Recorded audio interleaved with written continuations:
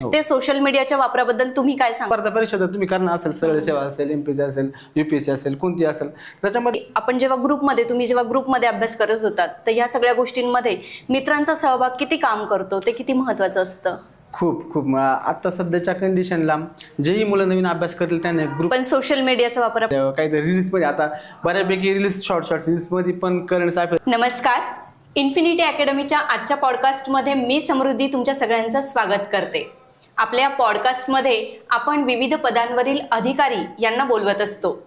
त्यांचे अनुभव, त्यांचं यश अपयश यांच्या मार्गदर्शनातून आपल्याला आपल्या जीवनात काय बदल करता येतील आणि कसं यश गाठता येईल यासाठीचं मार्गदर्शन आपल्याला या निमित्ताने मिळतं. म्हणून आपण या पॉडकास्टचं आयोजन केलेलं आहे. तर आजच्या आपल्या या पॉडकास्टमध्ये आपले पाहुणे आहेत मुकेश लता संजय गायकवाड सर. नमस्ते सर. नमस्कार मॅडम. सर, महसूल सहाय्यक म्हणून यांची नियुक्ती झालेली आहे. अभियंता अधीक्षक मुंबई प्रादेशिक विद्युत तपासणी विभागात. सर, तुमच्या या प्रवासाबद्दल आजच्या आपल्या पॉडकास्टमध्ये आपण जाणून घेणार आहोत. असं म्हणतात बालपणीचा काळ सुखाचा. तर आपल्या या आजच्या पॉडकास्टला आपण तुमच्या सुखाच्या काळापासूनच म्हणजे बालपणीच्या काळापासून सुरुवात करू. तुमच्या लहानपणाविषयी काही सांगा. हो, नक्कीच मॅडम.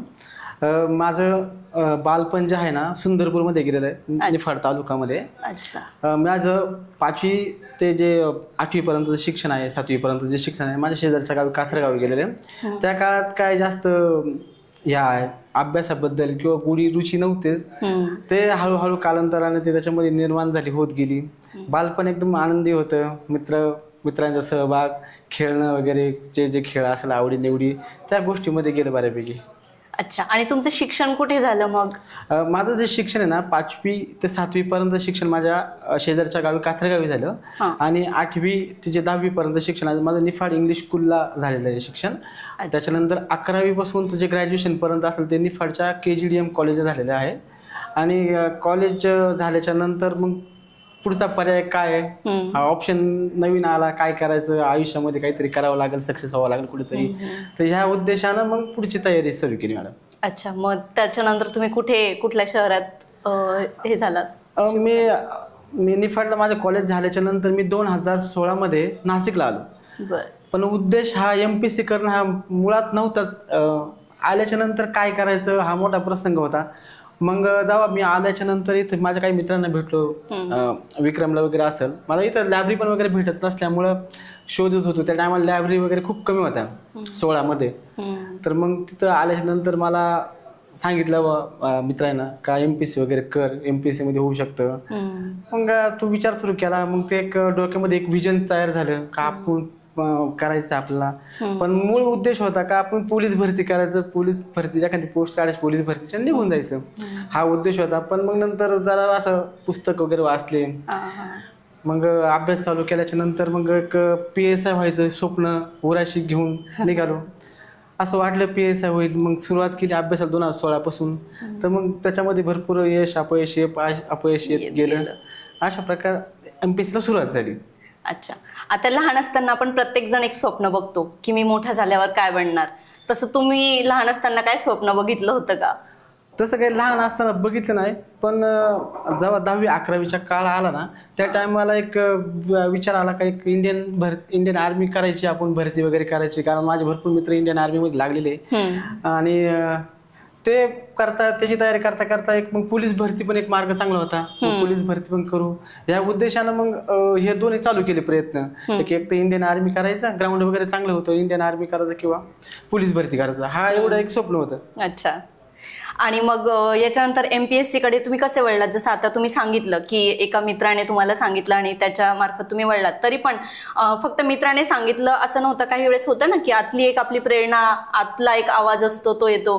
तो तुम्हाला केव्हा हे झाला आणि केव्हा तुम्ही नेमके MPSC कडे वळलात? MPSC मध्ये वळण्याच्या आधी मी विचार केला काय करायचं. आपलं एज्युकेशन असं 10वी 12वी टक्के नाही, एज्युकेशनचं बॅकग्राऊंड नाही, अभ्यासाची रुची नाही. पण काय करायचं काय नाही करायचं, एक काहीतरी चॅलेंज होतं समोर, काहीतरी करायचं, एक निर्णय घ्यायचाच होता कोणता तरी. आणि पोलीस भरतीवाला पण त्या टायमाला माझी ओळखच नव्हती नाशिकमध्ये आल्याच्या नंतर. गावाकडे असल्यामुळे राहिल्या. इथं आल्याच्या नंतर मग करूच म्हटलं काहीतरी, एक निर्णय घेतला, भक्कम निर्णय घेतला. आणि मग मित्राने सांगितलं त्यावेळेस माझा ग्रुप पण चांगला होता. माझा मित्र म्हणजे आता जे काही माझे रूममेट पण आहे त्याच्यामध्ये बापू असेल, स्वरूप असेल, सागर जाधव होता, त्याच्यानंतर अंकुश बनसोडे, विक्रम गडाख यांचा सर्वांचा ग्रुप होता आधी आमचा. मग तिथून मग हळूहळू यायला लागली. मग क्लासेस वगैरे केला त्या टायमाला माहीत नसल्यामुळे क्लासेस केला होता, एक ऑफलाईन क्लास केला होता नाशिकमध्ये आल्याच्या नंतर. मग तिथून ती सुरुवात झाली. मग तुमच्या या सगळ्या निर्णयात किंवा तुमच्या या सगळ्या प्रवासात तुमच्या घरच्यांची काय प्रतिक्रिया होती? घरच्यांची म्हणजे घरच्यांना फक्त माहित होतं का मुलगा गेलाय घरून काहीतरी करण्यासाठी. त्यांना असं काही पर्टिक्युलर सांगितलं होतं कारण माझ्या मम्मीची 3री शिक्षण आणि पप्पाची 5वी झालेली, त्याच्यामुळे त्यांना याबद्दल जास्त काय माहित नव्हतं. फक्त मुलगा काहीतरी करतोय आपला, गेलाय काहीतरी करेल, काहीतरी झेंडा गाडील या उद्देशाने ते आपल्याला बघायचे फक्त बस. मग इथं आल्याच्या नंतर मग हळूहळू जसं जसं मी माझे मित्र परिवार वाढत गेला, मार्गदर्शक वाढत गेले, समजायला लागले एमपीसी क्षेत्रामध्ये. तर मग हळूहळू मी घरी पण सांगायला लागलो की मी असं करतोय, मला असंच व्हायचं आहे.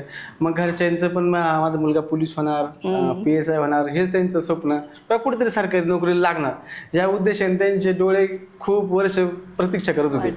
आणि तुमच्या या यशानंतर त्यांना आनंदाचा मोठा धक्काच बसलेला असणार. भरपूर. सर मला सांगा की अभ्यास करताना नेमकं तुम्हाला किंवा तुमच्यासारखे अजून काही विद्यार्थी जे तयारी करतायत आता, तर तुम्हाला तुमच्या वेळात अभ्यास करताना काय काय गोष्टींचे अडथळे आले आणि त्यांचा सामना तुम्ही कसा केला? मुळात म्हणजे जेव्हा आपण MPSCचा अभ्यास सुरुवात करतो त्यावेळेस आपल्याला कळत नाही नेमकी काय वाचायचं, कोणते बुक्स वाचले पाहिजे किंवा काय केले पाहिजे. आणि त्यावेळेस जेव्हा सुरुवात केली त्यावेळेस जास्त ऑनलाईन क्लासेस नव्हते किंवा मार्गदर्शन भेटत नव्हतं, कोणी सांगत नव्हतं काय करायचं काय नाही. जे मुलं जे रेग्युलर करायचे सर्वजण जे पुस्तक वाचतात त्यांचंच जास्त गायडन्स करायचं. हा सर्वात मोठा सामना करावा लागला कारण मार्गदर्शक नसल्यामुळं खूप वेळ त्याच्यामध्ये गेला, खूप वर्ष लागले पास होण्यासाठी. मग कोणत्या बुक्स मधून काय येतं किंवा काय येतं हा प्रश्न पण कळत नव्हते. पण आता बऱ्यापैकी त्याच्यामध्ये समजायला लागलं की आपण बाकीच्यांना सांगू शकतो कोणत्या चुका करायच्या नाही, आम्ही कोणत्या चुका केल्या, बाकीच्या नवीन मुलं जे येतील त्यांना कोणत्या चुका न करायला पाहिजे हे बऱ्यापैकी समजायला लागलं आता.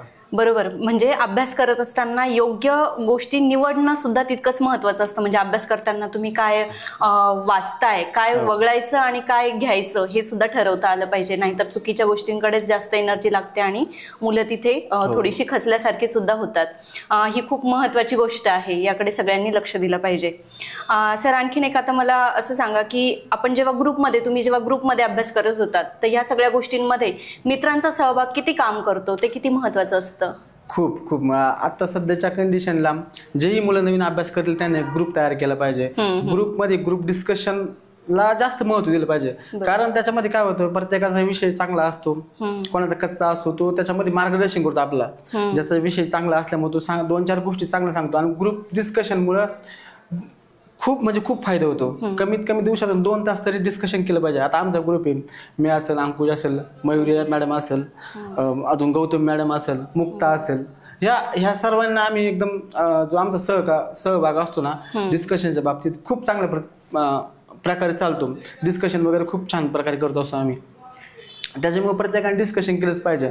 आणि त्यात एक डिस्कशनमध्ये काय असतं, कोणीतरी जास्त हुशार असतं, कोणतरी कमी हुशार असतो, मग तो एकमेकांना चांगल्या गोष्टी, चांगले गुण देण्याचा प्रयत्न करतो. हा सर्वात मोठा त्याच्यातला उद्देश असतो किंवा सक्सेस होण्यासाठी खूप छान प्रकारे ग्रुप डिस्कशन कामी पडतं. बरोबर. म्हणजे यशामध्ये तुमच्या मित्रांचा आणि तुमच्या अवतीभोवती असलेल्या तुमच्या ग्रुपचा खूप मोठा वाटा असतो. सर आता बघण्यात आलंय की जसं आता तुम्ही सांगितलं की पुस्तकं निवडणं वगैरे ही एक महत्वाची गोष्ट आहे, पण त्यासोबतच आता जास्तीत जास्त मुलं सोशल मीडियाचा सुद्धा वापर करतात कारण ती सवलत आपल्याला, ती सोय उपलब्ध झाली आहे तर तिचा वापर आपण नक्कीच केला पाहिजे. ते सोशल मीडियाच्या वापराबद्दल तुम्ही काय सांगाल? सोशल मीडियाचा वापर आता भरपूर होतोय कारण नेट फ्री येते आपल्याला, 1.5 GB नेट येतो, त्याच्यामुळे जास्त वापर होतो. पण त्याच्यावर जर MPSC वगैरे करणं असेल, MPSCच म्हणण्यापेक्षा कोणती स्पर्धा परीक्षा जर तुम्ही करणं असेल, सरळ सेवा असेल, MPSC असेल, UPSC असेल, कोणती असेल, त्याच्यामध्ये त्याला एक वेळ ठरवून दिला पाहिजे. तुम्ही जे तुमच्या सोशल मीडिया वापरणार आहे, एक संध्याकाळचा वेळ वगैरे किंवा दुपारचा वेळ, त्या टायमाला आपण अभ्यास करत नाही, तो वेळ थोडाफार एखादा तास बघितलं पाहिजे. त्याच्यामध्ये पण तुम्ही काय बघणार किंवा काय नाही हे तुमच्यावर डिपेंड करतं. जसं आपण जर सोशल मीडिया इंस्टाग्राम बघितलं तर रील्स जास्त बघत असतो, त्याच्यामध्ये आपला वेळ समजत नाही किती वेळ जाते किंवा काय जातील, बघतच राहतो आपण. 1 तास जातो, 2 तास जात्या, तो मग आपल्या नंतर आपला एक्झामची पिरियड येते त्यावेळेस त्याचा पण खूप हे होतं मग.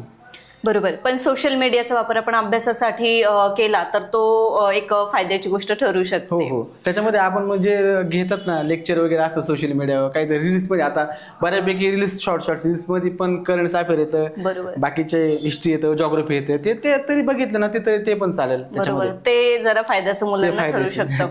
आता नवीन मुलं जी MPSC कडे येत आहेत त्या मुलांना तुम्ही काय मार्गदर्शन कराल?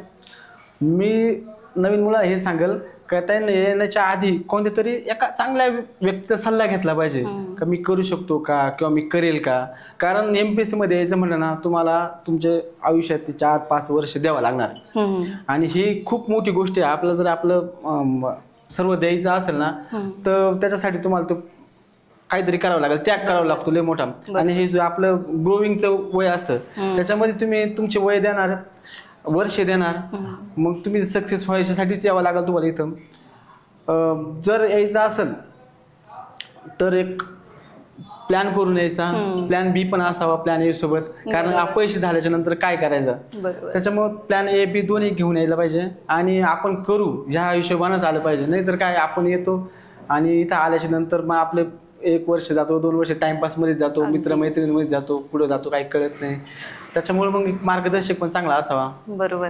ते ह्या गोष्टी नक्कीच सांगाल मी. बरोबर. म्हणजे स्वतःचा एक आत्मविश्वास सुद्धा महत्वाचा असतो आणि जर अपयश आलं तर खचून न जाता आता त्याच्या पुढे काय हा एक विचार सुद्धा यामागे महत्वाचा असतो. सर तुम्ही आतापर्यंत MPSC देताना कुठकुठल्या एक्झाम दिल्या आणि तुम्ही कसं यशापर्यंत तुम्ही कसे पोहोचलात? मला यश मिळवायला खूप वर्ष लागली मॅडम.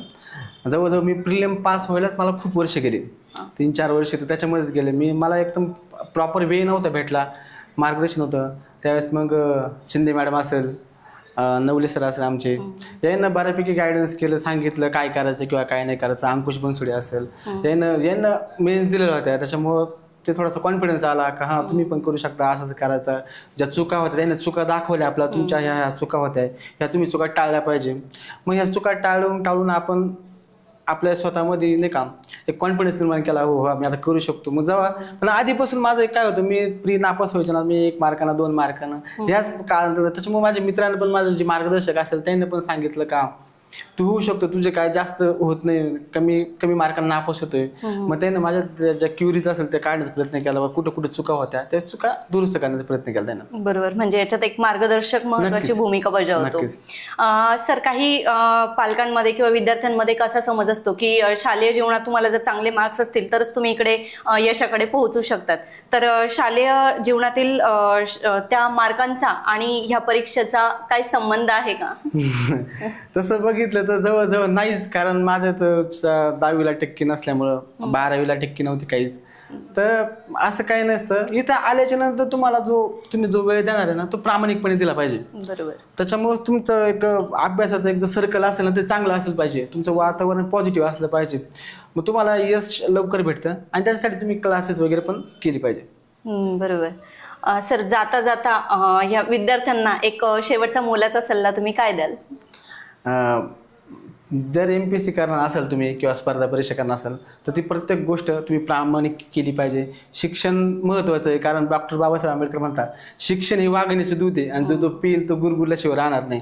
त्याच्यामुळे तुम्ही, आणि असं काय नाही, तर तुम्ही अपयशी जरी झाले ना तुमच्या शिक्षणाचा उपयोग तुम्ही सोशल वर्कमध्ये सुद्धा करू शकता. कारण सोशल वर्क करण्यासाठी तुम्हाला ज्ञान पाहिजे आणि ज्ञान तुम्हाला पुस्तकातून भेटणार आहे. त्याच्यासाठी तुम्ही अथक परिश्रम करावं आणि केलेच पाहिजे. तुम्हाला सक्सेस नक्कीच भेटेल मॅडम. बरोबर. सगळ्या या प्रवासात महत्वाचं असतं ते स्वतःचा असलेला आत्मविश्वास, योग्य मार्गदर्शन कुणाचं मिळणं आणि आपल्या स्वतःवर म्हणजे अपयश आलं तरी खचून न जाता पुन्हा पुढच्या यशासाठी पुन्हा नव्याने उभं राहणं, ही एक जिद्द, ही एक इच्छाशक्ती मनात असली पाहिजे. तेव्हाच हा खडतर प्रवास पार केला जाऊ शकतो. आणि त्यातही तुमच्यात असणारे पेशन्स सुद्धा महत्वाचे आहेत की अपयश आलं म्हणून लगेच न थांबता पुन्हा त्यात पेशन्स ठेवून तुम्ही परत प्रयत्न करणं सुद्धा तितकंच महत्वाचं आहे. सरांच्या या सगळ्या प्रवासातून आज आपल्याला खूप मोलाचं मार्गदर्शन मिळालं. सर खूप खूप धन्यवाद आणि तुमच्या पुढच्या भावी वाटचालीस आमच्याकडून खूप खूप शुभेच्छा. थँक्यू. आपण पुन्हा भेटूया इन्फिनिटी अकॅडमीच्या पुढच्या पॉडकास्टमध्ये नवीन मान्यवरांसह.